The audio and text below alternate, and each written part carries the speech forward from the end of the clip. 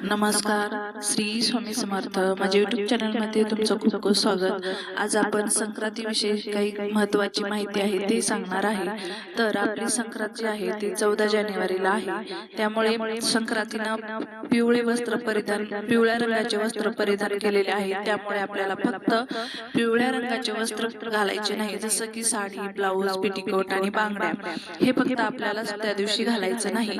तुम्ही हे भोगी दिवशी पिवळा कलर घालू शकता, असं काही नाही. फक्त आपल्याला संक्रांत दिवशी पिवळ्या रंगाचे वस्त्र परिधान करायचे नाही. तर बऱ्याच जणांना प्रश्न असा आहे की आपण हळद नाही वापरायची पिवळ्या कलरचे असल्यामुळे, आणि आपण सोन्याचे दागिने किंवा जे आपण गोल्ड घालतो ते आपल्याला घालायचं नाही. तर असं काही नाही, फक्त आपल्याला साडी, ब्लाऊज, पेटिकोट आणि बांगड्या हे आपल्याला फक्त त्या दिवशी घालायचं नाही. बाकी आपण सगळं डाळ, नंतर हळद आपण वापरायची आहे.